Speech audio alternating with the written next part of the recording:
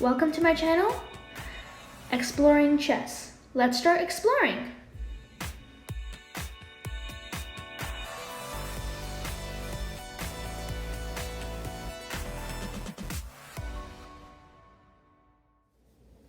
Hello everyone, my name is Kumar, and today we're going to be going through some of the very basic concepts of chess.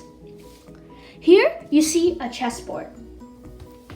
A chessboard is this. It has 64 squares, and each square can be highlighted by a number and a letter, kind of like on a coordinate grid. Except this here we have the letters, and here we have the numbers.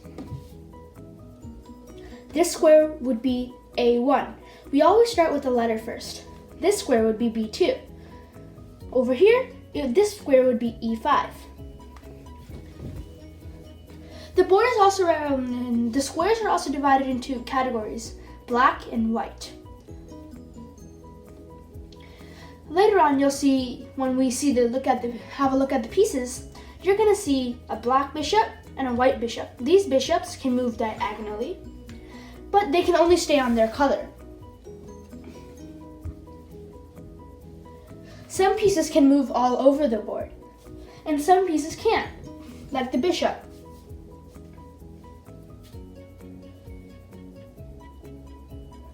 Here we have the first row, the second row, the third row, and so on. And this would be the A column, the B column, the C column, the D column, and so on. With these numbers and letters, you can represent any square. Later on, you'll see how we write moves in chess. And to write moves, we actually use these notation marks. The proper term for this is called chess notation. We'll cover this in another video. Here, you can see a setup chessboard. This is how a chessboard looks like when the game is about to start. Each piece can make a move. But first, let's learn how to set up this chessboard. First of all, on the second row, we have these things called pawns. And just like that, we have on the seventh row for black. White faces black, remember that.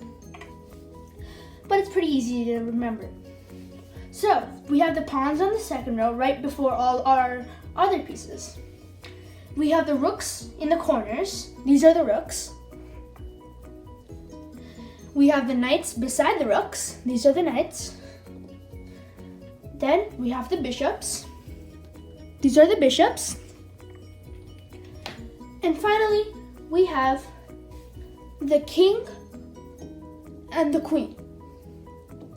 The king and the queen, right? But the king is always on the E column, and the queen's always on the D column. Or, as some people might say, the queen stays with its color. If you look down here, the queen stays on the white square. And if you look at black side, the black queen stays on the black square in the start.